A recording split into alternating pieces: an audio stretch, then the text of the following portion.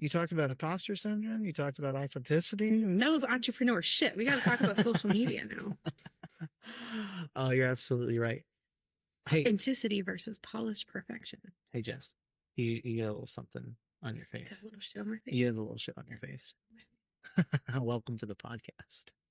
So, who the fuck are you, first of all? Jesus Christ, that is such a loaded question. Like, who, that is a great question. Who the fuck am I? Well, Let's start with the name, because I have not introduced you for shit. Terrible host.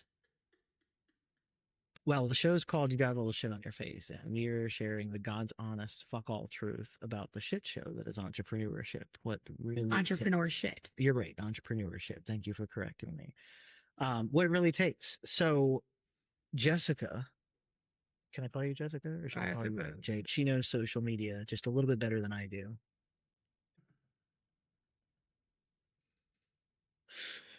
So, Jess, you are my social media guru. I don't know if you know that or not. Let me just build you up a little bit. I would go so far as to say mentor that doesn't get paid yet. I try. But like I follow your teachings the way that I would follow Gandhi's teachings if Gandhi taught social media and had the mouth of a sailor. You have to specify. So, no, sailor. I would like you to do your little introduction of who you are and what you do. Go. Go. All right. Well, I'm here because I am that bitch. My name is Jessica Kazabat, and I am the Director of Operations at Get Real Social. We are a small social media agency that our goal effectively is to teach people how to show up as their most authentic selves online. Show the fuck up. Because social media is not about being a digital billboard. It's about digital networking and showing up and saying, hey, my name is XYZ. I sell ABC. Call me. Does not land with nobody. People want to be seen. They want to feel connected. And that is what we teach to our coaching clients. And do social media management for when people have no time. That's a very realistic thing about having no time. We've actually talked recently about having no plan and the effective use of planning. Having no time and the effective use of planning. That is going to be a whole nother thing. But that's what I'm currently working on, is better planning. So you mentioned that you really just helping people show up, and that is organic growth. You guys are all about organic growth. Right. So my people, the people that listen to this podcast, are usually going to be newer entrepreneurs that are like, so we're midlife people. We're our aged people, but aging kids. Kids are growing up. They're getting out of the house. We've been working our whole lives for other fucks, and we need to build something for ourselves that's our own. If anyone else is like me, which I imagine they are, they have this thing that's been sitting like back here in their brain for God's honest, like for me at least 8 to 10 years. And it's finally time to like do the thing. So I will say, like, for me personally, getting ready to do the thing, to build the ultimate business that I've envisioned for the last 8 years, which this is a large, we've talked, like, this is a large part of it. Social media comes into play because anytime you build something, you have to share it, because that's kind of how you build. I have found, at least for me, and I know a lot of people out there, we want things to look just so on social media, like the perfect background, the perfect script, like the perfect angle, the perfect equipment. Am I like talking out of my ass? Is that an illusion here? Or is that like, how perfect do we need to be? Perfection looks good on the surface. Perfection looks great for an ad that you're putting hundreds of dollars behind to get in front of thousands of people. But perfection costs you connection. It costs you consistency, and it can cost you your sanity. Because when you are so obsessed with perfection, you're no longer you. You're performing you. Performing me. That's an interesting concept. What would that look like? The perfect background, obsessing over a certain angle. A lot of people get in their heads about, I don't want to film any content because I don't like the way I look. Do you think your friends give a fuck about how you look? Do you think, I mean, for me, I know people are friends with me because I have amazing eyebrows when I draw them on. But if I'm showed up today, my most authentic self, I have no makeup on. I do have my brand glasses and I do have my signature duotone hair. But I mean, am I going to sit here and worry about tilting my head a certain way or looking down so you don't see my double chin? I have a double chin. I'm working on that, but I have a double chin. I'm not going to obsess about that. I suggest growing a beard to hide it. Oh man, I mean, That's how I've hidden mine so well over listen, the last 2 years. the beard, the beard fishing or the cat fishing with the beard is a real thing. It's a real thing. But am I going to sit here and obsess about how I'm turned or how do I look or making sure that I have? No, I'm not. I don't give a fuck about that, because when you're watching my content, when you or anybody else is watching my content, that's not what you're focused on. And if you are focused on that, you don't give a fuck about my message. You're not my target audience. My target audience comes to my content, one, because I'm spicy as hell. They know I'm dropping an F-bomb. They know it. They know it's coming. They're waiting for it. They know I'm going to say something slightly unhinged, possibly a lot unhinged, but they're looking to be called out and they're looking for permission to execute. And executing messily is going to connect and resonate with your audience organically more so than any polished, highly edited, overproduced commercial. Because I don't know, this is how I look at it. Do you have basic Amazon or do you have like the Amazon where you pay an extra $2.99 so you don't have ads? I have basic Amazon. Yeah, basic Amazon. So you tolerate ads? I do. I don't tolerate ads. I pay an extra $2.99 because I don't want ads. I have paid for YouTube Premium because I don't want ads. I pay extra I pay Apple Music or Spotify Plus, whatever it is, because I don't want ads. I'm guilty of the Spotify one, yeah. Okay. I pay extra because I don't want ads. The quickest way to turn me off to something is giving me an ad. And God forbid if you put a celebrity in the ad. Okay. I don't care about that. I want to see somebody's most authentic self. There have been too many times where I look at somebody and they're so overpolished and so, just so and snooty on their social media. And then I meet them in person and I'm like, oh my God, you're a really cool fucking person. Why is none of this on your social media? Why are you a dick online? Right. And it's like they think, or somebody has told them at some point in their life, and I think your audience can probably also relate to this. Somebody told them that businesses have to show up beige. They have to be vanilla.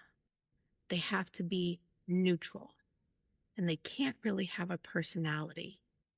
Because if you have a personality, you're gonna offend some. You're gonna push away some customers. You're gonna push away some customers. But you know what I fucking say to that? What's that? Fuck that noise. Because when you market to everybody, you end up marketing to nobody. What's that mean? So if I sit here and I try to be performative and I try to give you the version of myself that I think everyone's gonna like, no one's gonna like me because I'm gonna be boring. Do you know that version of myself comes out when I try to do sales calls? I try to say the right thing and I try to, be this version of myself that I'm not. So when I show up on sales calls now, I'm literally like, this is who I am. This is what we do. Are you interested? Do you want it or not? I don't objection handle because I feel like the moment I turn and try to objection handle, I'm now turning into a version of myself that I'm not. I'm trying to psychologically outwit somebody and convert them into doing something that they don't want to do. That's where that marketing to everybody gets you marketing to nobody. Let me ask you this, as a entrepreneur, do you want to work with somebody who doesn't agree with your lifestyle, whatever that may be? Not usually. No. Do you want to, if you vote, I'm so judgy when I scroll through people's social medias correct. too. So if you vote for grapes and I vote for cherries, and I think you're stupid because you vote for grapes. And then every time we have a conversation, I tell you, well, anyone who votes for grapes is stupid. Do you want to work with me? No. I'm No. gonna go work with some cherry loving motherfucker over here. Right. So it's and I mean like at the extreme end. I don't mean like, hey, you vote for grapes and I vote for cherries, and you know, we don't agree politically, but fruitful, you know, whatever. I mean like on the extreme end of that. Yeah, some like serious stuff. Serious, like condescending or patronizing to you because we have a different belief in voting or whatever. You know what I'm saying? Yeah. So I think that if, you know, as an American, you vote for grapes and you want to talk about voting for grapes and you want to have an open conversation about voting for grapes, cool. I think I should be able to do the same thing. But in doing so, you're going to push away people who are like, oh, that you even think about grapes. You must be an idiot. Fine, good. Well, I don't think this is just grapes and cherries in politics though either. I've seen it with companies that, like for me, I own the beard company. I had people, vegans, would not use my stuff because I put beeswax in some of my and one product had beeswax in it. And vegans will not use it. So I don't want to say they boycotted my company because there was no like signs and riots or anything. Like they weren't boycotting it, but they wouldn't purchase the beard oil or anything from me because I used beeswax in one product. So I see it like, I know another company that makes soap and they are very environmentally friendly, and they really push out like how they get their ingredients and how they are sustainable and kind of more of a green company. And I think that in their space, that kind of sets them apart in that way as well. So grapes, cherries, it has stopped. That's fine. Grapes, cherries, environmentally friendly, vegan. Right. Like there's so many levels to that, to bringing out your real shit. Correct. And it's and I lean into, you know, quote unquote, who you vote for, just because that's the easy grab. But no, 100% you are correct. If you have beeswax in your product, so your one product isn't vegan, and say you had somebody who bought products from you, but every time they came to buy a product from you, they shit on you because of your one product. You don't have to buy this product. Right. It's your choice. But do you want them to come and shit on you every time they show up to buy something else that might be, you know? I don't want them to buy. Correct. So this is what I'm talking about. Yeah. So it's like when you try to market to everybody, you end up marketing to no one. I think businesses should have a stance. They should take a stance about stuff that are important to them. I'm not super big into politics, so taking a hard political stance isn't important for me. But I do eat an animal-based diet. So if I'm on the dating app and is coming across somebody and they're vegan or plant-based, that might not be a fight that I want to, you know, explore, because that might be a little bit too much for me. That makes sense. So I think now, when we've so much has changed with the gig economy, with so many people taking a stance and wanting to start their own businesses or start a side job or a side hustle, I think it is important, especially if it's a small business, to have personality. I think it is important for people to lean into that personality, because that is one thing that people can't steal from you. They can try to rip my hooks, they can try to emulate my content, they can try to repost my text threads. I see who they are. But they can't be me, because in the end, only I am me and you are you. And Joe Citizen is Joe Citizen, and so on and so forth. And I think that's one of the things that really, really sets us apart, is our personality, is who we are. You can get 99.9% of twins can have identical DNA. Very different personalities. Very different personalities. And then, especially with the incoming of AI and the ability to use it to talk like other people or emulate other people's brands, I think the personal brand is going to be so very important, especially for small business. So I know you work with a lot of clients. When you have, even whether it's a coaching client or a management client, when you have a business that is doing that, or a person, a personal brand or a business that is doing that, like polished perfection, they may be only posting like once a week or so, if that, but everything is like perfect and polished and clean. What happens to their business generally? When they're posting like that, they're usually coming to us because they're like, we don't know why we can't get any engagement. So why can't they get any engagement? Because nobody's connecting with the polished.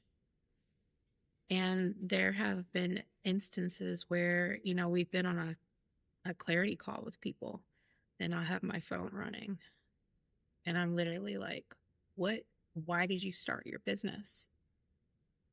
And then it changes. The mask drops. And they tell us why they're so passionate about their business, why they started their business, what motivates them. And I'm like, put this on your social media. And all of a sudden we have 70 likes and 1,500 views. And that's huge for them, because previously maybe we got 3 likes. And those 3 likes are usually their mom, their dog, and their child. Or their employee. If you're lucky, you get your employees to like your content. So it's showing up in an authentic way.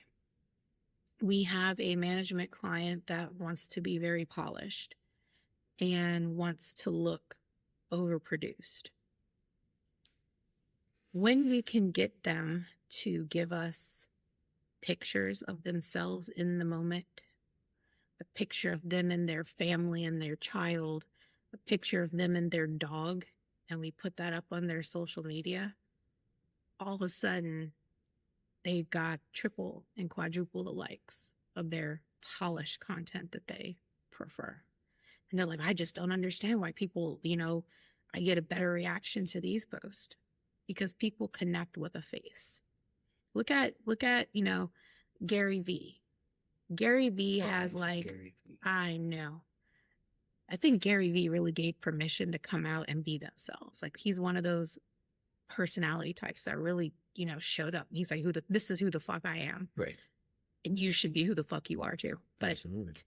Gary V has something ignorant, like 4 billion followers on just like Instagram. Yeah. I mean, talking about across all his platforms. I mean, just on Instagram, he's at like 4 billion followers.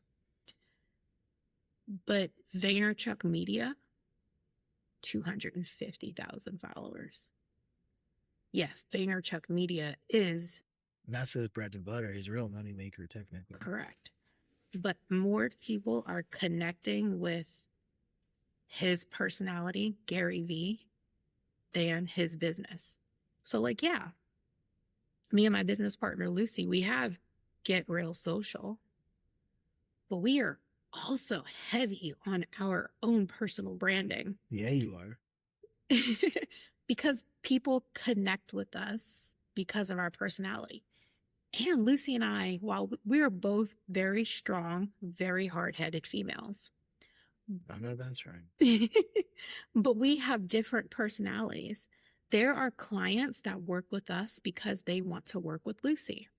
And there are clients that work with us because they want to work with Jessica. And it's that duality that I think people should lean into. And that's what I think makes small business so special is, yes, you have your business, but like you are your business because you are the face of your business. I have a good friend who is a home inspector, and him and his wife had built their home inspection business top down. They're from Jesus Christ, like Space Coast to Brevard or something ignorant like that. And they have like so many vans and so many, blah, blah, blah. Is that My Home Inspector by chance? Absolutely. Nice. Absolutely. We're very happy. Right. Like as you're talking, I'm like, wait a minute. Side note, Jessica is also my realtor. Like that's how we actually met. Right. But anyway, but you met me because I was showing up You on were social real. media and I was real. Mm-hmm. And then we got connected through a mutual friend. I remember it happening a little differently. Okay. Yes, there was a mutual friend involved, but there was no introduction. You very much walked over, introduced yourself, and said you need to buy a fucking house. I mean, yeah. I mean, there was a little bit more to it, but that you very much were the forward moving person and the self-introducing person in that conversation. Fair enough. But no, like later it was like, oh yeah, I know her too. It's like, oh, well, that's okay. Gotcha. That's why she just felt she'd just walk right into my tent. Just roll up. But anyways, a year later we bought a house with Jess. But yeah, so but it is because you were authentic in yourself. Like there's how many realtors are in our area? they're so boring. There's hello. You can throw a rock and probably hit 52 realtors and not move. Everyone's a realtor in Florida. A child could throw a rock and hit 52 realtors. Correct. There's so many realtors, and it's like, what sets them apart? Yes, you answer your that's the common thing we hear people saying. Oh, I answer my phone. Great, everyone does. No, I see it, and for me, it wasn't someone that answered their phone. For me, it was like, and this is the same for you with social media, by the way. And this is what I've learned about you, and also while you're here on this podcast. You you show up for your clients, number one, but you don't sugarcoat some bullshit about whatever's going to fatten your pockets. Like, you're not telling me this is going to be a really great house for you guys, and it's a fucking shitty house. And the same thing with social media. You're not blowing smoke up my ass saying, like, hey, your content's doing fantastic. No, you're like, hey, I see an opportunity here, and you're a dumbass if you don't fucking do it. Mm-hmm. And, like, it's you. It's real. So, no, that's why, I see why you say, like, people come for Lucy and people come for you, because that authenticity of you is very much why you've gotten my business as well as several other people's businesses. I hear you. But so my good friend who has their home inspection company, they decided to break off and start another company. And they're like, I see them doubling down hard on paid ads. And their social content isn't great. I know they're using ChatGPT. It's making your eye twitch. It's making my eye twitch. But even their social content looks like an ad. Everything looks like an ad. And they're like, I'm like, please, I'm going to help you as much as I can, but please come join our coaching platform. I would love to partner with you and help you connect to an audience so that people do think of you, so that you do stay top of mind. And they are doubling down on ads. They double down on their ChatGPT social media content. And I have to shake my head every time I see their content come across my feed. And I'm just like, I'm not going to reward you with a like. or comment because you're not doing what I told you to do. And you're not connecting with your audience. It's here's who I am. This is what I do. Call me. And I have sent them real ideas. And I'm like, Jesus Christ, for the love of God, I would love to see you shaking your ass to Glorilla. And they're like, we can't have that music on our business page. Why not? Why? Right? Like, if one of our, if one of our, what's the word I'm looking for? If one of our presidential candidates can pay Cardi B and Beyonce to perform for them, why can't you have Glorilla on your business page? right. A 10-second snippet. I mean, you can. I give you permission to do so. I want them to. But they have it in their head that they have to be beige. That polished. They have to be vanilla. And hey, you know what? Some people, vanilla's good. I don't want to shit on people and be like, oh, you can't be vanilla. Vanilla's your thing. Hey, do your thing. Some of us, only if it's authentic to you. Some of us like moose tracks. Have you ever met anybody that is authentically vanilla? Yeah. That seems like such a loaded yeah. I have to refrain from calling out my friend's name. It's fine. It's fine. How about a business? Have you met a business that is authentically vanilla, or a business owner? No, because I feel like you have got to have a little bit of spice and personality to be willing to be your own business, to be a business owner. So it sounds like, hands down, no matter what, if you're a business owner, you have spice and you need to fucking put that shit in the pan. Even if it's oregano, like a little bit of oregano and garlic. What if it's parsley? Parsley's green. It adds color. It adds color. That's about all. Listen, unless you are a corporate drone and are happy being a corporate drone,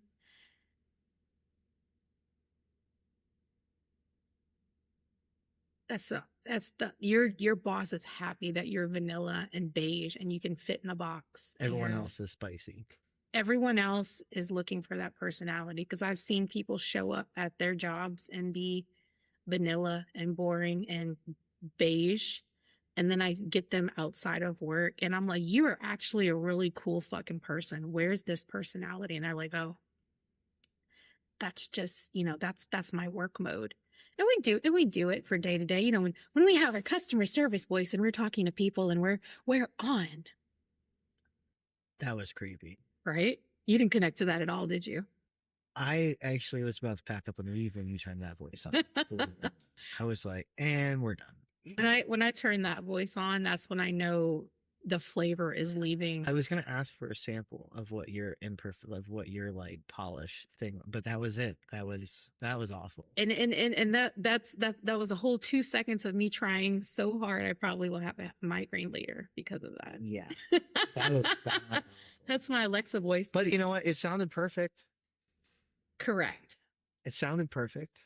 It looked perfect. And perfect is performative, and nobody connects with performative.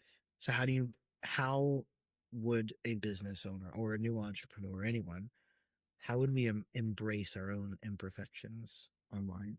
Because online is a scary fucking place. Online is not a scary fucking place. People look at online and they're like, I'm talking to everybody. No, fucker. You're talking to one person on the other side of the screen. When you're scrolling your social media platform of choice, do you have 12 people behind you? No. It's just you. And you're going to connect to someone who says, hey, bestie, I'm going to hold your hand while you tell you this. Versus someone who's like, hey, y'all, I do X job and I sell XYZ and you should call me and here's my phone number. But you might stop if I'm like, hey, bestie, I'm going to hold your hand while I tell you this, but your social media is absolute fucking trash. Here's why. I am so looking for that reel later today. I'm going to pull a Jessica right now and be like, I'm gonna look for that later. This is a really good idea. This would blow up on your content feed. Well, You would get massive engagement if you did this. shout out to my accounts manager, my accounts coordinator, who already has my Friday reel queued up.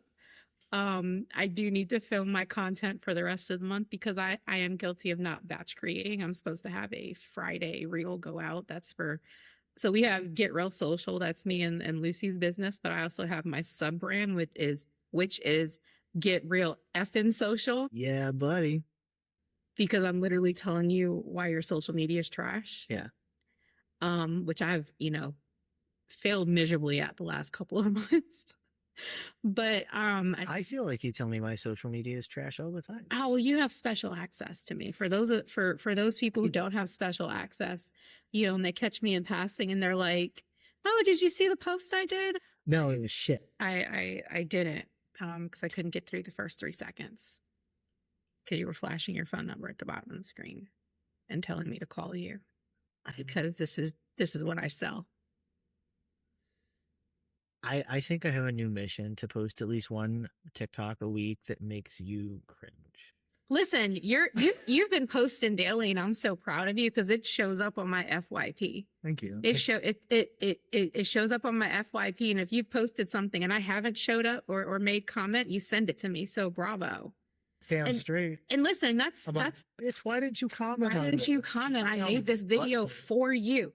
Listen, there have been several that I'm like made with you in mind. But that's part of social media that's really interesting is people are like, I don't understand the algorithm and I don't know how to, blow up on social media. One is probably because your content's trash and it's not landing, but two, your content is so trash, not even your audience, your friends and family who see your content first are liking it. That's you know what bugs me? I'm gonna take a quick rabbit hole on that statement just for a moment. You know what does actually bug me about my friends and family? Not you, and not any of my friends or family probably actually listening to this podcast. So, not y'all. No. No, for real. Because if they've taken the time to listen to the whole podcast, this definitely doesn't apply to them. But I have family and friends that I'll see them in person and they'll make a comment, "Oh, I've been seeing all your stuff. It's really inspiring." Where was my engagement? No fucking likes or comments from you. Where was my engagement? Nothing. And it's like, I've had friends do that before where I've literally created a TikTok and I'm like, "Oh, comment this. I want to see what this looks like for science." And then I get pictures in my DM and I'm like, "Why is this not on my post?" The one in the DM, the one in the post. Correct. That's like, don't get me wrong. I love hearing that I'm inspiring you. But can I get a little bit of engagement? I just the little thumbs up is all I fucking need, really. Listen. Like I'm a simple man. Right. But here's my question to you. Okay. When you created your post, did you tell them what you wanted them to do? Listen, this ain't about me, Jess. Okay. I just wanted to ask, when you were creating this post, did you say, "Hey, if you can relate, hit the heart"? So I will say call to action. CTAs. There's a struggle there with a CTA. And so part of it does come with that whole like, I'm going to skip ahead to imposter syndrome, actually, because that for me, and I think for a lot of people, that's kind of where the CTAs stop for me. Because I'm like, somewhere in my brain, I'll go through the TikTok and I'll like, even just this morning, I was posting about how like, I'm going to record my first guest interview and, everything like that. It was just a text over a video thing. No call to action, no nothing, because I'm like, well, who the fuck am I to ask somebody to do something like that? So when you were doing beard oil or when you were doing your granola, did you not tell people how to get your product if they wanted to get the product? Whether that was coming to see you at today's or tomorrow's or this weekend's green market or visiting your website or sending you a DM so that you can arrange to sell them and ship them? Did you not tell them what to do? Beard company, yes. It was follow, come see us. Granola, probably. I can only say probably because that was right before my back injury. So it was such a short period of time. It was like 4 months that I ran Okay. granola. It felt so much longer, and I still feel like there's a long runway there. Believe me. Usually in my stories, I would say like where we're gonna be, Okay. where you can find it. Not in my posts because I didn't want Jess to come yell at me. People have to be told what to do, but you also have to get them, you have to meet them where they are. So, like for me as an elder millennial on the cusp of Gen X, if you tell me to call you to get more information, not happening. I embrace the text. I don't. Absolutely. If I could do entire business through text, I probably would. Yeah. Truthfully. But if you tell me to comment granola to get more information, that's low effort. I can comment granola. Or if you, even if you tell me, hey, send me a DM, I'm not doing it. But I can comment granola, or you can tell me, see my link in bio, and I'll go to your website and do some further exploring. I'll go search out your social medias. Absolutely, that's easy. I can do that. But call you, you're lucky if I remember your name. I think you're, and I don't say this to be shitty. What was your granola company? Was it Rustic? Rustic Cravings. Ooh, oh, I want to say Rustic Creations, but I'm like, that's not right. I wish I would have Rustic followed. Cravings. Okay, Rustic Cravings. There are a handful of creators that I can tell you their name and their social handles off the top of my brain. But you know my beard company. I do know, pretty fucking epic. Pretty fucking But epic. But you know, we have to be mindful of stuff like that, is how we're connecting with people. We need to be mindful of how we're telling them to go to the next level, to hit to the next step, so that they can communicate with us. Think of when you're on YouTube, you know, what and one of the reasons why I hate YouTube, because they don't get to the point. My ADHD says no. I can't. I'm like, how can I skip ahead to the main, what I'm looking Get for? that double tap going. Getting it going. Yeah. But what do they tell you usually at the front end? Don't forget to hit subscribe. Hit subscribe, so hit the bell, so you get notified. Because if they don't tell you to subscribe, are you going to subscribe? I mean, to be honest, even if they tell me to subscribe, half the time I don't. You're probably not doing it anyway. Well, I don't. For me, I don't even have notifications on YouTube. YouTube is for like, me on YouTube. I'm watching a video. I don't YouTube like that, so that's why I don't subscribe. Like, but if I subscribe to someone on YouTube, it would have to be I watch several. So most of the time I am going to YouTube to like learn a specific thing. Right. I treat YouTube like Google. How to do I it. treat YouTube like college. Okay. I've graduated from YouTube and now I'm literally in TikTok. How do I do this? Because I know I'm going to have condensed into less than 3 minutes, and that's a long video for me on TikTok on how to do something. 3 minutes seems long on TikTok. So think about that statement. 3 minutes is a long time. So when you're creating your social media, how long do you think you have to get somebody's attention before they scroll?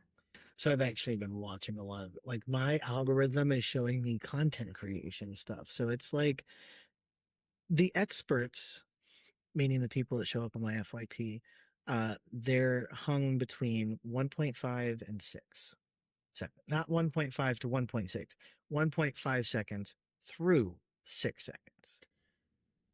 I call it the goldfish brain. So like goldfish are happy living in a bowl because they have the memory of like 3 seconds. So, you know, by the time they made their first circle around the bowl, they're like, oh, it's a new space. And they keep going. People's brains, you have no more. We used to coach people on 3 seconds. I'm telling people now, you have 2 seconds to catch their attention. So you have got to be showing up or doing something or saying something or putting some sort of a text on screen to get people to say.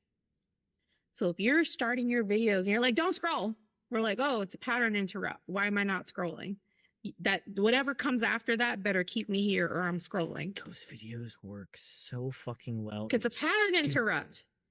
You know what's the easiest thing to scroll by? Hi, my name is.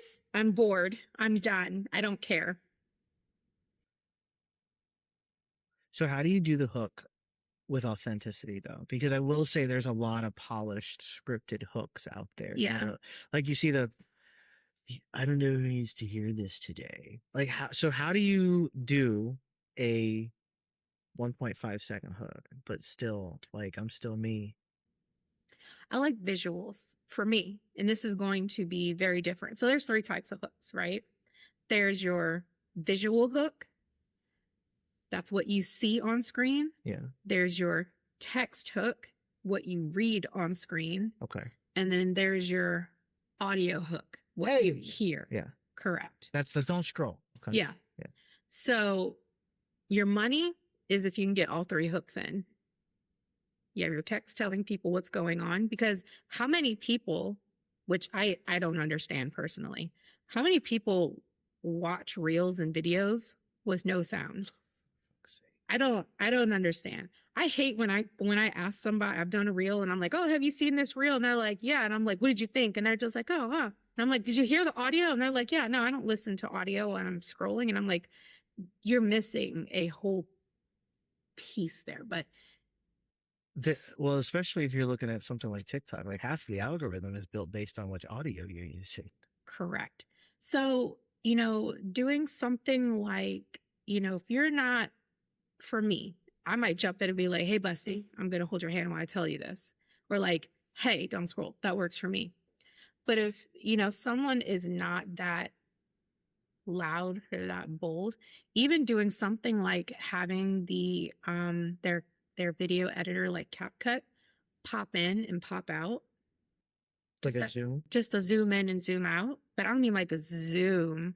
Like I mean, yeah. That in and out is enough to break that, to be a pattern interrupt, to break up that scrolling. So you don't have to be loud, proud, and in your face to get. You don't have to. Hook. I recommend that you do, but you don't have to. Even there's great transitions I've done where, and I got it from you. I think you're what stands out in my head is when you have the phone behind you and you're pulling it over your head to your face. Just that changing of your visuals, like, oh, what's going on? This is weird. I do a lot of that. I do a lot of this. Yes, where you're picking up and you're bringing up. Or another one that I really like is, so you should, if at all possible, you should be doing your reels where you're talking with a microphone. It's $25 on Amazon. Everyone should have a microphone that plugs into your phone. Putting your microphone on something not ordinary. Dude, I see so many dudes fucking clipping it to their goddamn beard. I love that. I fucking hate it. I love it. Clip your microphone to your beard. I'm obsessed with it. Clip your microphone to your... I'm gonna attach it to my nipple. If TikTok will let that fly. But like, okay, I have an Apple mouse, right? Through my shirt. Oh, okay. I didn't know what you were doing. Listen, no judgment. I'm like, you know what? You put your microphone right on the corner of your lip. Maybe I should clip it to my lip ring. Bro, nose ring? My nose ring. You clip it on your glasses? Right. In your hair? So if I'm doing a video and I have an Apple mouse, and we know that Apple mouses are, flat. What if I'm putting, my microphone on an Apple mouse and we're like, what are we doing? Why? It's a visual disruption. It's a visual. I'm going to have to go get one of those mics now just to experiment. Even if you get like a spatula, what if you put your microphone on a spatula? There's so much temptation there. If you're, somebody's a mechanic and they put their microphone on a tire iron, like how, or they clamp it to the edge of their WD-40 nozzle, like it's something unusual and it makes you stop and be like, what's going on? I see it. Or, I think a fun way is, and it's also an engagement tactic, is, everyone's so, we talk about being uptight, about being polished. Yeah. Oh no, we misspelled something in the caption, or we misspelled text on screen. I swear people do your and your intentionally. Because they want people, it's an engagement tactic. I almost fell for it the other day where somebody used the wrong form of your, and I wanted to write your, the correct form with an asterisk. And I'm like, this is probably an engagement tactic. I gave them a like because I almost fell for it. Nice. But being intentional, being intentional on grammar because that's going to trigger somebody. Yeah. Or, you know, we want to trigger people in a good way. I'm going to circle back to that. Yes, ma'am. I've seen folks where like they're on about a rant. They're talking about something and then there's something ridiculous also going on. So like think of a creator where she's literally putting on makeup, but she's talking about something not makeup related. Your brain is trying to make sense of what's going on. Why are we talking about X, but you're putting on makeup? Or why is the creator explaining why, but there's a duck under their hand? Is nobody talking about the duck under their arm? Is nobody talking about the rabbit or the chinchilla that's sitting on the table holding up a sign? Like it's This reminds me of a creator on Instagram. Oh my God. Have you seen the guy that's like powerful websites you should know, part 354? Do you ever look at his other tab? no. Is it always? It is something diabolical. Right. And the other, so the tab, he's like, this, you go to this website. In the other tab, it's like, how would I barbecue Pikachu? Right. So then people are like, you know, what would Jigglypuff taste like? Right. Crazy. So I'm sure people are in the comments. Oh, it was like, is Kirby just a bald Jigglypuff? Was the last one. Right. So I'm sure people are in the comments like, are we not talking about what's in his other tabs? Yeah. As you're talking though, I literally just put this together. Like this was not something that I came here already know. You just put this together for me. Like holy fucking shit. But yeah. But going back to what you said on triggering people in a good way. Yeah. That's another reason why businesses are guilty of only wanting to show up beige and vanilla and neutral, and they don't want to have an opinion or have a personality online because they're so afraid of getting haters. Yeah. They're so afraid of somebody having a negative comment on their post.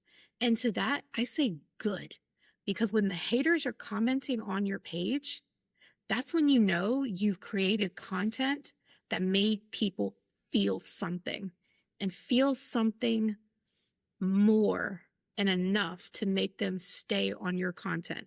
One of our coaching clients is a jewelry store, and she created a post that went on TikTok, and all she said was that some company that rates real diamonds are only now giving these grading scores to real diamonds. Lab created diamonds will no longer be given a score because they're lab created, because in a lab, you're just reproducing. There's not going to be these differences of quality and clarity and all this other stuff that happens with real diamonds. It naturally happens. Right. She messaged us in a panic because she got on the side of TikTok where everyone had an opinion about real diamonds. So everyone who believed in conflict-free, non-GMO, cage-free diamonds, or whatever the situation may be. Cage-free. Sustainable, eco-friendly. Oh no, we're going cage-free diamonds. Fair trade, whatever. These people who were anti-real diamonds, they were of the belief that the only good diamonds are lab-created diamonds, because real diamonds come from countries that exploit and they're conflict and they're dangerous, and people with blood diamonds. So if you will, she fell on that side of TikTok, and people were in her comments going off about, F this company, not her company, F the company that's not rating, lab created diamonds. And this is why real diamonds are so bad. And she was like, I need to take the post down. And we're like, no, bitch, leave the post up. You're getting You're going mini viral, essentially. That's massive fucking engagement. Massive engagement. And I'm like, this is an opportunity. It was perceived as negative. She perceived it as negative. And I was like, bestie, go respond to your comments. Go have conversations with people. And it's okay if you don't change their mind. You can agree with them that lab-grown diamonds are better than real diamonds because of whatever the reasons may be. Or even better, do a video response. This is content gold. People are literally telling me what they want to hear. And so what if you have haters? So what? They're not going to be your clients anyway. They're not your clients anyway.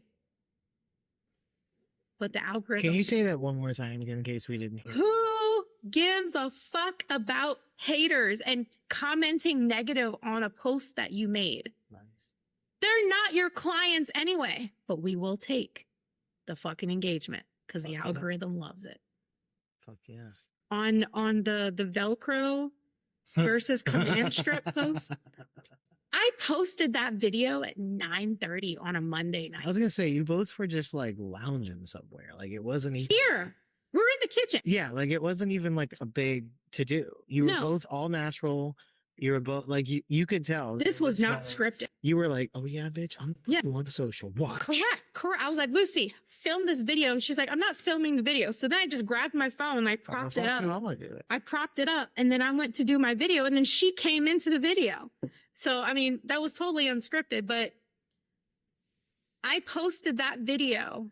It was a 38-second video at 9:30 on a Monday night. What are you doing at 9:30 on a Monday night? Checking out Jessica's Facebook. Okay. Most people. No, I mean, I'm at 9:30 at night. I am usually mid scroll because that's like my wind down time. Okay. Yeah. Most people our age are putting down children if they have children. They're in bed. I forget about that. Forget about people with small children. They're in bed. I generally try to be in bed by 8:30, 9 o'clock because I'm a weirdo and I like to be at the gym at 4 in the morning. So this is what happens when you stay up late. You get in arguments about Velcro and commands. Correct. All right. So I posted this video, a 38-second video, which is a long video in the realm of social media. Yeah. A 38-second video at 9:30 on a Monday night. Within 2 hours, I have over 600 views. And something ignorant, like 80 freaking comments of people. It was nuts. I was all up in your fucking comments. It got nuts real fast.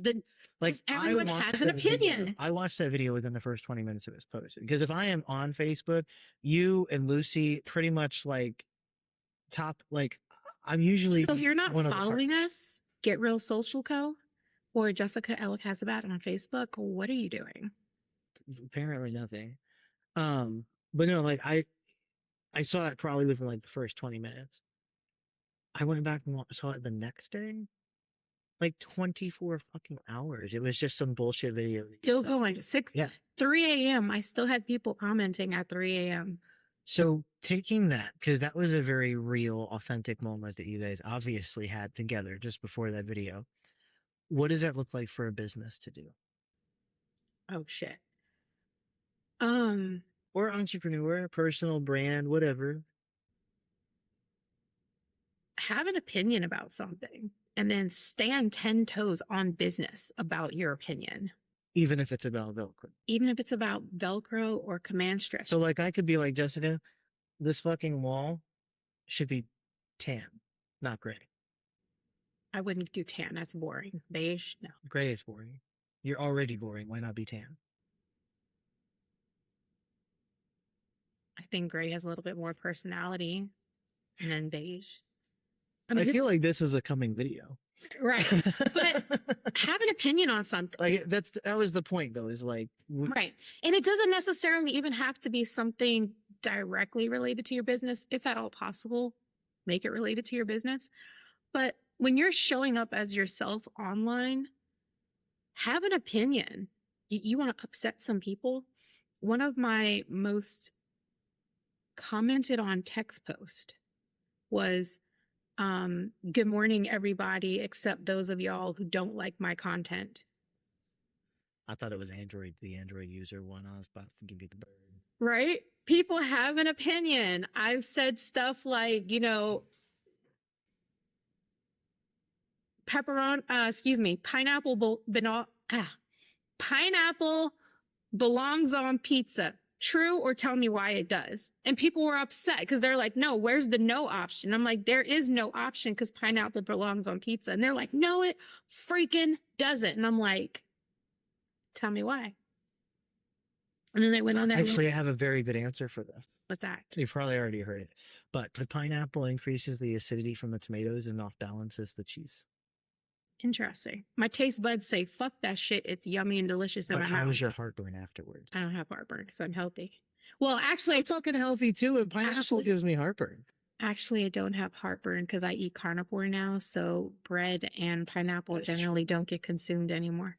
No, that's true. I haven't had heartburn since. Actually, I found coffee gives me heartburn sometimes. Really? Yeah. Well, I've learned that coffee and tea is really just a vehicle for heavy cream. So I've had moments where I just literally. And do you need to switch to heavy cream? I'm still on half and half right now. I'm still a big fan of whole milk. It's too many carbs, but. That's why I'm on half and half. Right. So, like, have an opinion about something. There is content every day as a business owner, as an entrepreneur that shows up. What's something that you have to repeat constantly to people? Oh, me personally? Well, I can tell you from a beard business, it was how do I get my beard to grow? Stop fucking shaving. Stop cutting it. Like, no, really. No, fucking really. That's how you if I told you, Jess, you need to grow your hair out, but first we're gonna cut it. Does that not counter fucking productive? Well, I will argue down on this because our hair is there is a difference between a trim and shaving. Because if you don't cut your hair at all, there is a difference between trimming the split ends and shaving your fucking head. Okay. Correct. If you're trying to grow your hair to a ponytail, you're not gonna shave your head. Correct. Same thing with the beard. Right. But yeah, so repeating every fucking weekend was right.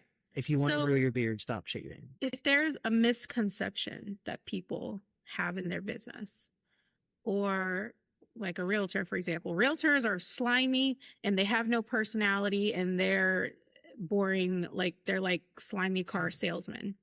So we have realtors now that are showing the other side of that, where they have a personality. They're more focused on relationships over transactions. Yeah. And they're connecting with their audience. Oh, yeah, and I've seen it. Tampa Bree, shout out to Tampa Bree. It's hilarious. Nice. Literally, she's. I'll have to go look at it. Oh, when I talk about like a full read, like reads these houses down, dresses them down. It's amazing. But if there's a misconception, if there is something in your business, that you believe, or something that's specific to entrepreneurship, say it. Say it and ask people what's their opinion about it, because someone's going to say something. As a business owner, you could literally go to Facebook and say, entrepreneurship is easy. I bet you get a response. I actually do believe it's easy. Okay. Let me rephrase. Simple. Starting a business is easy. Oh, yeah. Getting it off the ground. But you can say something like, or you can ask a question. Is a hot dog a sandwich?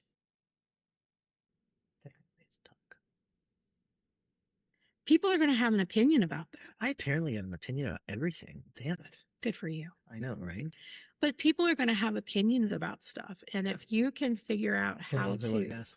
Everyone has one. If you can figure out if you can identify something in your business that is interesting, that people ask questions about, identify common misconceptions, or even calling out stuff that's controversial. And I don't mean controversial like in a negative way, but even something as simple as real diamonds versus lab grown diamonds, people have opinions on. And people love to talk about themselves, give their opinions, give their 2 cents. But what I like to say now is, yeah, you can give your 2 cents, but they stop making pennies. So what is it even worth anyway at this point? About to give you a whole nickel. Again, I'm about to give you my whole nickel.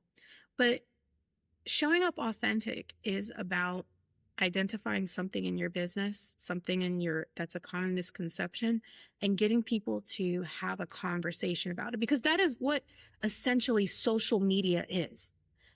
Too many times businesses, entrepreneurs are guilty of treating social media like it is a digital billboard. It is not. It is digital networking. This is where people come to figure out if they want to know you, like you, and trust you. So from awareness to conversion.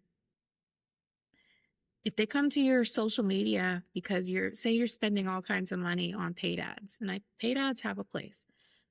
But if you're running ads on your business on social media because you're trying to get highs, and then a potential customer goes to your Facebook and it looks hella sketchy, if there's no post, if there's no conversation, I'm not going to move from interest to sold I see that. because it looks sketchy. Like if they hadn't had posts since 2023, Correct. but I just followed you here from a group post you made today. It looks sketchy, right? Yeah, completely sketchy. Stretchy. Looks stretchy. But no, yeah, 100%. Like, and what's really awesome about social media is that social media is literally your testing ground for your ads. So if you're creating social content and your audience is saying, yeah, this is great content, I like this, they're engaging with it, they're liking with it, they're making comments, that's the sort of content you want to put ad spend behind to get in front of more people, because you know people are going to have an opinion about it. People are going to say something. There's a lot of people with ad spend, they kind of do the spaghetti method. They just throw it at the wall hoping something sticks. Yeah. 100%. That's called A/B testing, bro. Right. It is. That's why I never could get into Facebook ads, because I'm like, this literally is the fucking spaghetti. You call it A/B test, you call it whatever fucking you want. That's the spaghetti method. And what you're doing is you're spending money to figure out what works. And your organic social is figuring out what works for free. So I'm going to reframe just for a second, because a lot of the people that I talk to, they're not started yet. They don't have that business yet, but it doesn't sound like you need one to have an opinion, put yourself out there, and start something. If someone wanted to start a granola company and they wanted to create a post that said, granola is only a sweet snack, yes or no? I see where you're saying, because it sparks the conversation. You can see what people want. Oh, I remember a post I made about granola when I started the granola business. I said store-bought granola is boring as fuck. I bet you people had opinions about that. Actually, I got zero engagement on it. Really? Yeah. And this is also, like, we've talked about this on a personal level, that me and Instagram, we have not seen eye to eye over several. But also bear in mind, TikTok is a lot friendlier. I'm loving TikTok. TikTok is a lot friendlier than Meta. Yeah. Meta is a business. Meta makes their money off of ads. So when I tell people, especially when you're starting a business and you have, your brand as a person, you will see Lucy does it, I do it, is I have a post that I'm going to collaborate with Get Real Social.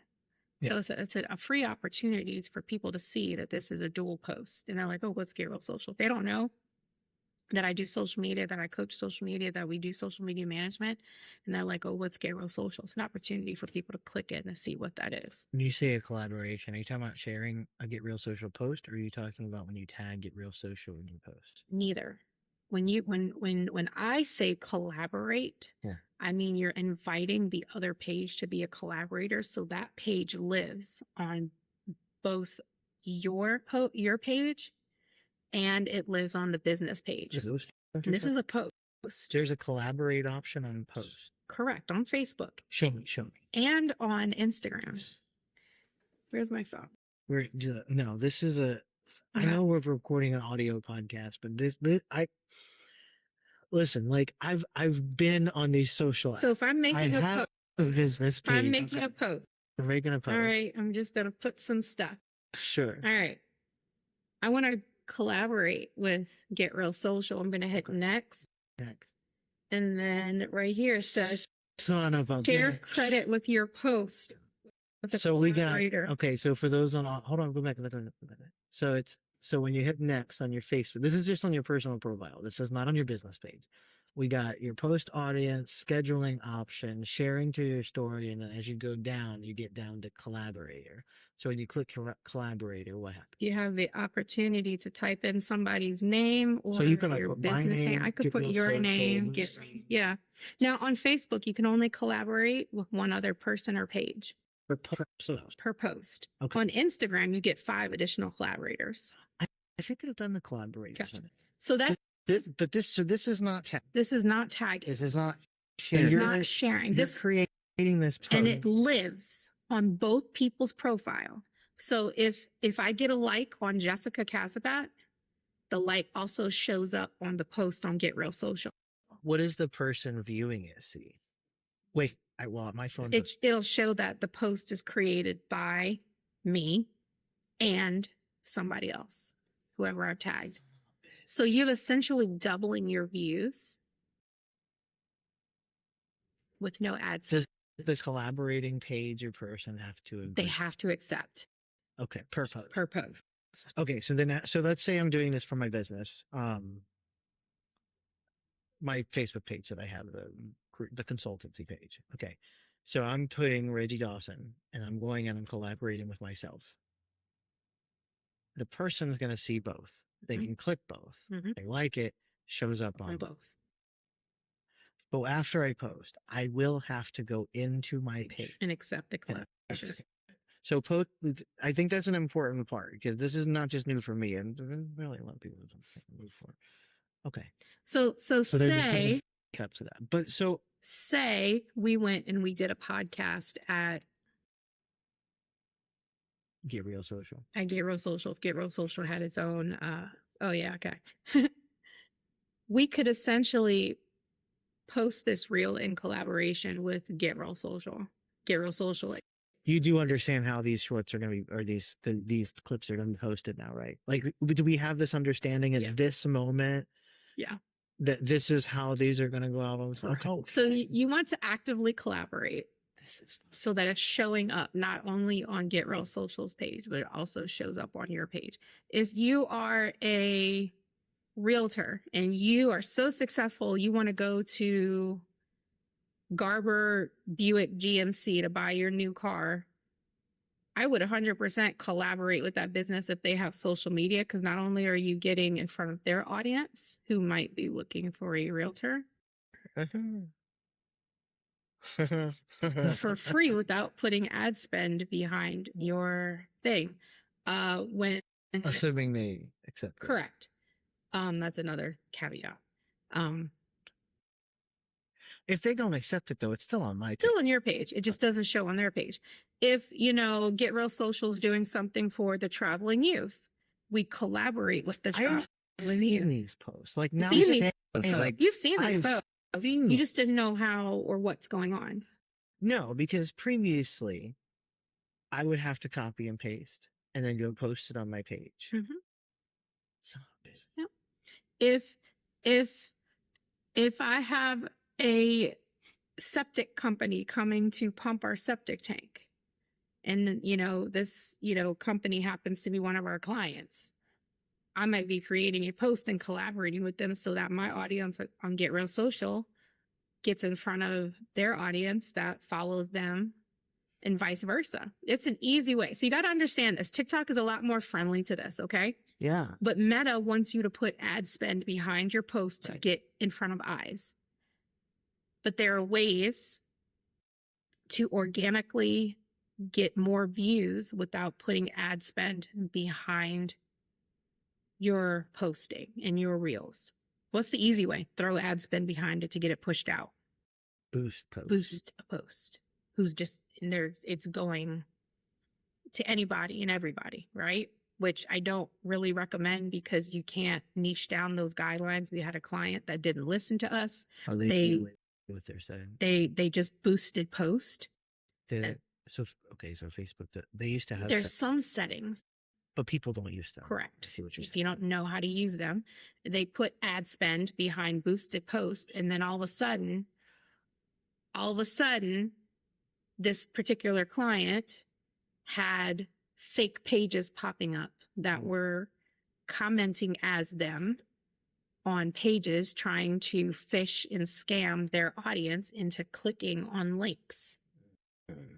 And we're like, we've been helping you for years, and we've never had this happen because we do organic, not boosted post. And they didn't listen. So that hurts, that damages their reputation. I've seen the results of this also with ads too, where they don't. And I will say, I just want to, I'll put this out there for anyone considering ad spend with Meta. Um, unless you already know how it works, hire somebody to run. If you really want to run ads, don't fucking do it want to do yourself it, because you will waste. I wasted money on it. I did. I had a drop shipping business. I tried it for Epic when I ever had beard competitions. I had to learn Facebook ads because if you don't learn Facebook ads, you have an event in Port St. Lucie, Florida, and people in Tampa are seeing it, and they're not going to come. And so I see a lot of that happen too. Is like I saw something that came for an event like up in Ohio or like in Michigan or something, and it's like I don't think you know how Facebook ads work. So that's probably the one thing I think that I do want to make sure is said on this episode. If anyone out there is thinking about doing ads, unless you are already a Facebook ad marketing pro, hire somebody or go organic. Like if you take nothing else away from this episode, go organic or hire someone for ads. Fucking do that. I vote go organic. I vote go organic too. You want to know why? Because either way, it's cheaper. Correct. I will say, like, I never follow a page that I see. I may click, I may look at whatever page they want me to look at, but I don't ever follow off of an ad. But I have followed off of organic. Right. Because relatable. Yeah. You feel seen. Relatable. So keeping in true entrepreneurship, there was one other topic that we got to throw down real quick. And I think that a lot of people are afraid of this one. I think that a lot of people are afraid of this one, tremendously so. Is that failures? I myself have a fear of this, as you know. I want to consult and help people build businesses and podcasts and message systems, and I have failed at 20 businesses. Successful twice, well, 3 times. If you count my other podcast and my awards platform that I had 15 years ago, 4 out of 23 attempts have been successful. And when I say successful, I mean it was off the ground and functioning and operating. I'm not measuring success in thousands of dollars. Like when I say I had a successful business, folks, like I'm talking about it came off the ground and it was operational for a period of time. Knowing that I failed so much, like someone like me, anyone else out there failed. I don't really have a lot of like accolades or accomplishments to share. How do we go about sharing failures? Like what's the importance there? Is there an importance? Who's your target audience right now for this, your newest iteration, your newest business? My newest business, my personal brand that I'm building. Yes. My target audience would be corporate burnouts and turned empty, or corporate burnouts and soon to be empty nesters finally building their own thing, tired of working for other people. Why not a 20-year-old? Why not a 19-year-old? Why not a 15-year-old? I don't relate to them. You want me to tell you why? Sure. Because we're starting from experience, not from zero. Okay. And I relate that back to your question in that failure is proof that you're trying. Failure, you get better by failing forward. And if you're not failing forward, you're not learning. And people get in their heads about failure or looking like a failure. That's a tough one. Right. But do you think if Gary Vee showed up and on whatever social platform he's on and says, I've never failed once in my life, I've been successful every day of my life, does that make him relatable? No. Does that make him approachable? No. No. It makes him Dave Ramsey. Okay. Facts. So felt right.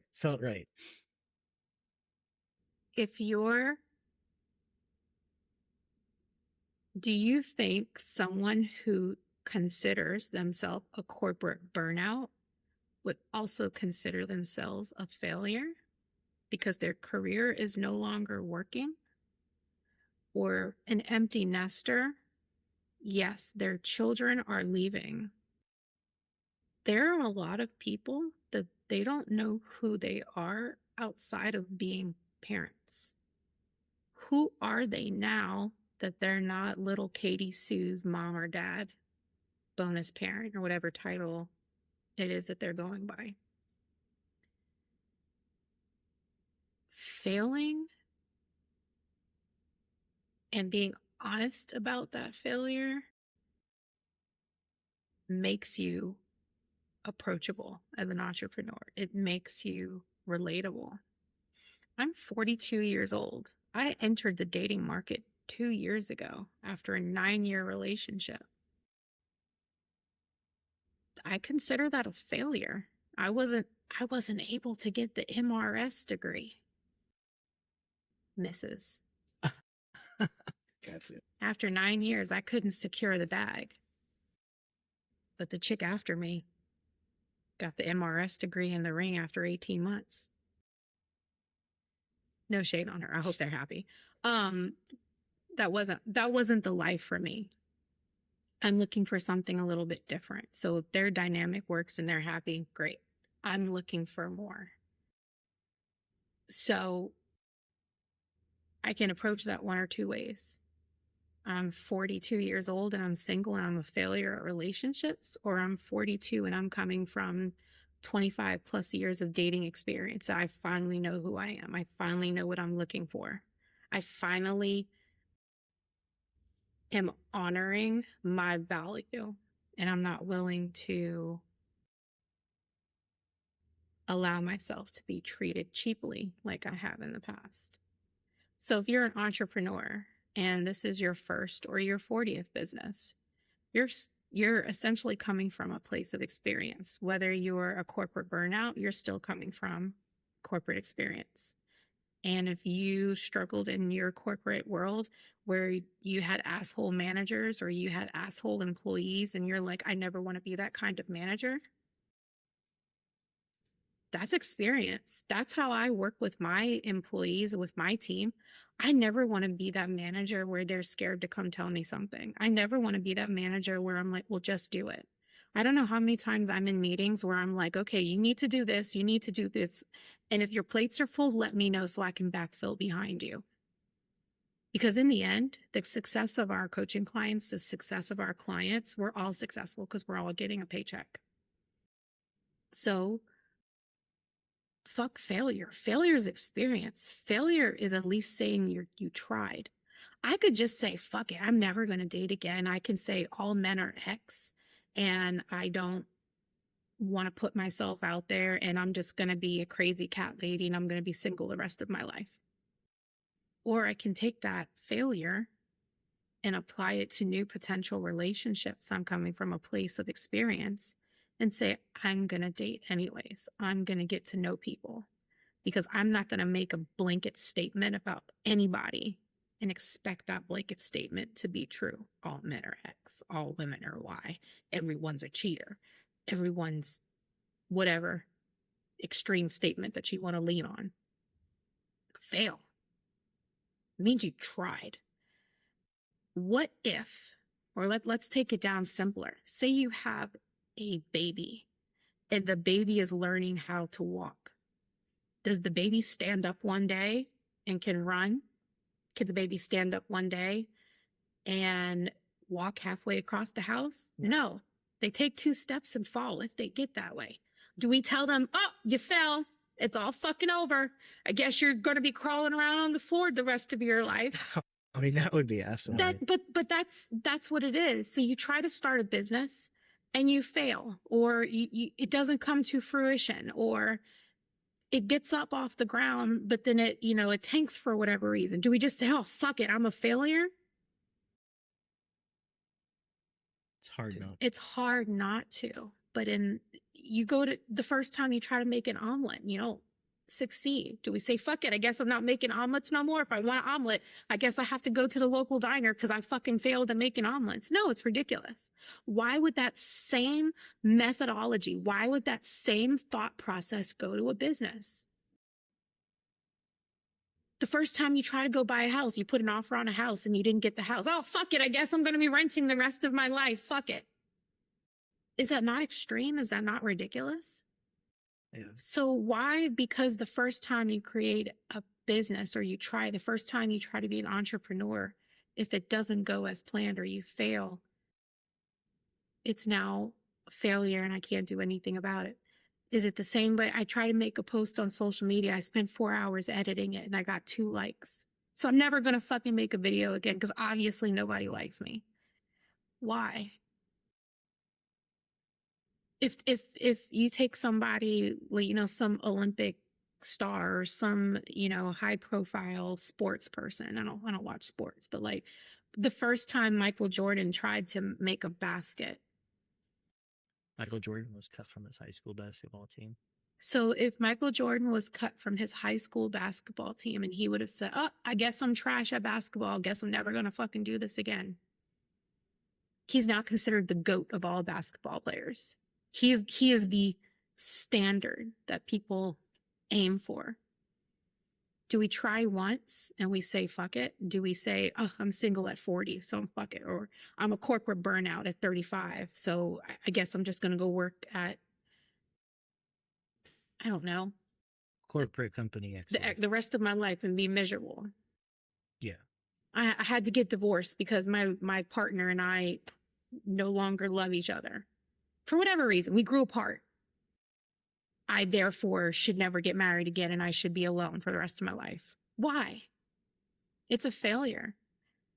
It is a failure, but it doesn't have to be the end all be all. And it's the same thing I say for showing up on social media. People relate to that. That's relatable content and something that you learned or something that you experienced. You can share on social media and you never know who that might resonate with. Every now and then I put out some motivational shit. Every now and then. I'm not like a woo-woo crystal motivational. You're no Tony Robbins. I'm no Tony Robbins.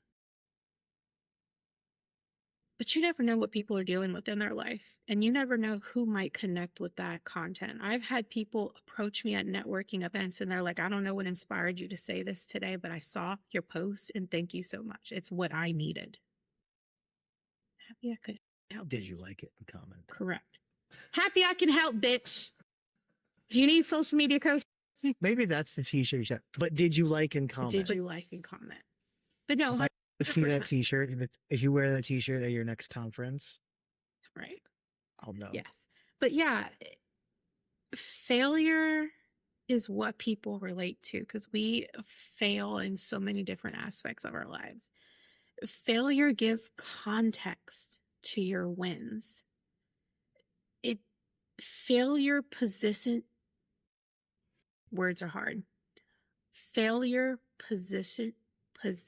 you. I can't get it. Failure positions you as a guide. It positions you as a teacher.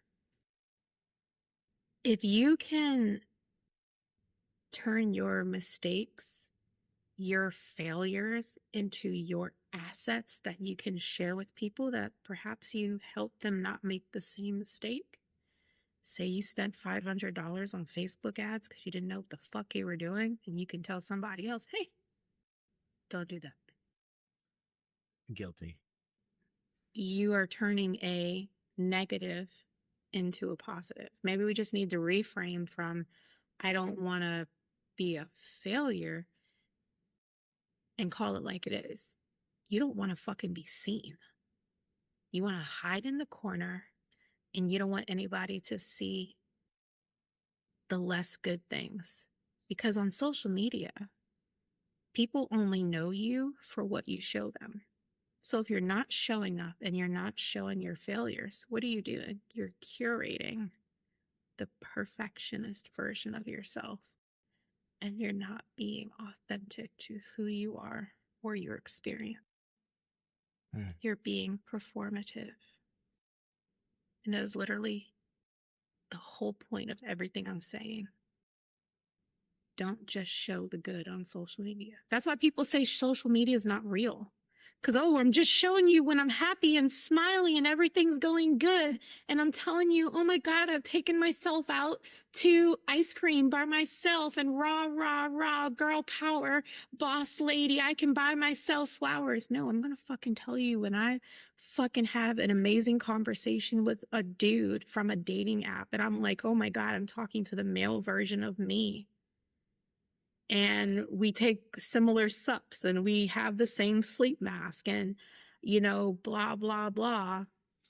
And then he ghosts me for 3 days. That fucking sucks. Balls. But I did what any other, self-respecting woman did. I blocked his ass. And then posted it on Facebook. And then I posted about his ass because I deserved better. Agreed. What did you do? Have a fake connection with me? What did you do? Go hunt down my socials and pretend to be a virgin? Or even if he was real, if we had such a great connection and you can go 3 days without talking to me, I don't want that in my life. I want someone who looks at me now and says, I can't imagine a life without you. And that's my next relationship, not I like having you around. You're a companion. I just don't want to be in the house by myself. I literally want a dude who's like, I can't imagine my life without you. The unhinged, chaotic kitten that's climbing the walls and, at the gym at 4 a.m. and telling you that you're not eating healthy because you think low fat is a good thing. I don't believe in that, So it is being our most authentic selves. And no, you don't have to be chaotic like me. You don't have to curse and drop the F-bomb, every opportunity or figure out. That's actually that's who you are. We're figuring out how to say shit every other sentence. You don't have to be that, but you need to be who you are. You should be who you are. Because if you're showing up perfectly polished and that's not you, you're only going to attract people who are not authentic to you. So if you show up perfectly polished online, if you're not perfectly polished in person and you meet these people, they're going to be like, this does not align. And now you have distrust. You do not, your in-person does not align with your online. And that is distrust. That damages your brand. So or build trust. It's not just authenticity on your good days. It's being authentic through your failures and everything. 100%. Last question, promise. And I think it's pretty important though, because when you're sharing your failures, you're being pretty fucking vulnerable. So there's a line though between, or at least I believe there's a line. You might shatter this line. Between being vulnerable and authentic and oversharing and becoming a whiny little bitch on social. So that's balance. Question. So and I'm granted a lot of people experience that maybe more on their personal feed with their personal lives. Like, how do I share what's going on without sounding like I'm crying for attention? But on the business side also, how do I share myself through my business authentically without sounding like an arrogant prick or like begging? It is important that we clap for ourselves, because something I do believe is when you're starting a business. This is something like that the other day too. Yes. Loved it. Go ahead. I'm sorry. People clap for you when you tell them you're starting a business. Yeah. And then when you're on the other side of the business and you're successful, people clap for you too. But it's in that middle that you're doing all the work that people don't necessarily see it. So there's nobody clapping for you there. So it's okay to clap for yourself. But when we talk about authenticity, every day is not going to be a good day. Right. And every day is not going to be a bad day. So it is finding that balance yourself. I can't give you, every week you should have 4 good posts and 3 shitty posts. Wouldn't it be great if we had a metric like that? Right. Life doesn't work that way.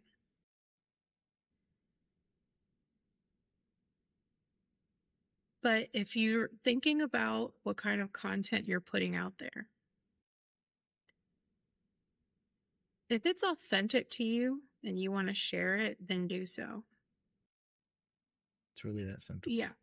But if you have found yourself in a feedback loop where every day is shitty and you can't find one thing to be grateful for, so every post has a negative aspect to it and you're not relating it back to your business, then you're going to lose people. Because even your most negative person, they're going to hit a limit. And I think you have to find that limit yourself. We're all going to have up and down days. The world isn't a super happy place right now for a lot of reasons. But I woke up today. I have food in the refrigerator today. A good friend came over today and let me ramble for Jesus knows like 2 hours. I have people that even when I post something moody, they're in my comments and they're like, "You're not alone. We see you. Do you need me to come over and fetch you?" There's somebody. And the harsh reality of it is that sometimes your biggest cheerleaders are people you've never met online. There are people that you've never met in person, but your biggest cheerleaders are online. They've never met you. They don't know who you are. They might pass you in person and not quite recognize you. But they're not your friends. They're not your family. They're random people online who believe in your business. They believe in what you're doing and they will clap for you harder than your family ever will. A lot of times, your first clients may be people that you've never met before your friends and family. And that's hard. That's hard. But you got to roll with it, and you got to remember that everything's not shit. Everything's not all bad. You have to understand how to look and to take the good with the bad. Entrepreneurship Hashtag pending. isn't easy. Running a business isn't easy, especially, I've always managed myself. I've never managed a team. I've never had a business partner. This is all fucking new for me. And there are frustrations, but there's also good stuff. There's collaboration. There's being able to elevate my ideas and take them to the next level because I have people cheering under me. There's always a reason to be thankful, and there's always going to be a reason to feel shitty about something. And I just think that walking that line is something that we have to figure out based on our audience. There are brands that are super negative. They resonate with certain people. And then there's brands that are hella fucking positive. I can't do the hella positive all day, every day. I need a break. I need some reality in there. But again, this is being your most authentic self. The more you are authentic, it does create a natural niche that you're going to fall into. And that's okay, because niching down is sometimes what you need to do in order to connect with your best audience. So there's always going to be a potential risk that you overshare, but that's why God invented metrics. You can go in on your back end and see how many people are looking at your post and where they're dropping off and how many people are engaging. If your goal is to connect with people and build engagement and build that community, pay attention to your metrics. If you're posting shitty stuff 22 times a day, 12 days a week, that might be too much. Pull it back a little bit. But I do think in the end, you do want to be your most authentic self, and you will match with the right people when you are yourself and not performing for the masses. I think that's a perfect point to actually to wrap up on. That kind of ties it all into a bow really neatly. I do want to give you a moment though, because I know I gave you a prep sheet and everyone makes notes. I do want to give you a moment, like knowing the audience, the midlife transitioners, corporate burnouts, empty nesters. What is the biggest thing you would say to them right now about showing a fuck up on social media? Just do it. And not to be a Nike cliche. Some of my best performing videos was literally because I had something to say. I filmed it on the fly, forgot to put captions, forgot a cover photo, but I had something I wanted to say and I needed to say it right now and in the moment. And I filmed it and I posted it. And then the reel that I spent 3 hours on trying to find the right captions and the right audio and the right music and the right transitions and blip, blip, blip, blip, got 12 likes. If you have something to say it. I don't care if it's 2 in the morning or it's 2 in the afternoon. Say it. I think that's gonna be the assignment though, especially now as we're coming to the end here.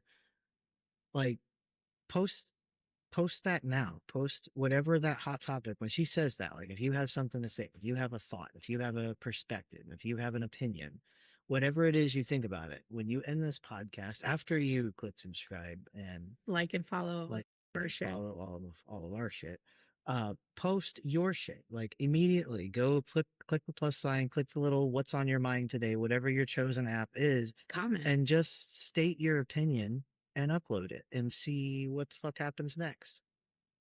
And if there's something that you want to build, post that. Just say it. I want to build XYZ and just post it and see what the fuck happens. I think that's a great assignment for our people. Hell, I did a post the other day where I was literally like, I might consider doing one-on-one coaching. If I do one-on-one coaching, it'd be interesting. Now, quite a few people jump in and be like, oh my God, me. I think I said me. I try to comment on everything. I appreciate that. You're so good. It's fun. But yeah, I mean, just post it. You never know who you're going to connect with. And don't obsess over vanity metrics. What are vanity metrics? Chasing followers and likes. So when someone's like, oh, my video only got 200 views. Have you ever been in the room with 200 people? Yes. But that's besides. There's a lot of fucking people. I've actually had 400 people chanting my name. Okay, I love that. But if 400 people showed up for you right now and wanted to buy your offer for your business, are you going to bitch that it's 400 and not 4,000? Because here's the flip side of that. If 4,000 people wanted to buy whatever it is that you offer, can you even fucking handle that right now? That's a truth bomb. Stop chasing vanity metrics. What do we chase instead? Engagement. Conversations. If you start a new social media page and you have people liking and following you, reach out to them. Ask them start the conversation. That's where you're going to build that relationship where they learn to know you, like you, and trust you. And if they have a question, you never know. That's fucking content gold. The things that people ask you, if one person has that question, there's probably 52 other people behind them that have the same question. That's content gold. Nice. People are in your DMs, if they're responding to you, if they're in your comments, make sure that you're liking and responding to all of your comments, and also start conversations. What made you decide to follow me? Be authentic. Don't bot that shit. Speaking of following you, what if people want to follow you? Oh, God bless their heart. I'd ask them Now, listen, I want to caveat this. Before you follow Jessica Casbat, you need to be aware. There's a trigger warning. There's a trigger warning. Like, listen, when I say spicy, I mean, she toned it down for the podcast spice. Like, listen, but that's the reason why you should follow her. So, Jess, I'm going to let you give all your socials everywhere you want them to follow you. All right. On Instagram, Jessica Casabat, Cazabat. I know I have a hard name, but there's only 2 of us in the world. Her spelling of her name will also be available in the show notes. Yes, there's only 2 Jessica Casabat. So it's either me or the other chick in France. So it's in France. If it's in French, it's not hers. Facebook, Jessica L. Casabat, because she stole Jessica Casabat. So jessicacasabat.com, obviously. Fuck no, you got your own website? I mean, it just redirects to my Instagram, but yeah.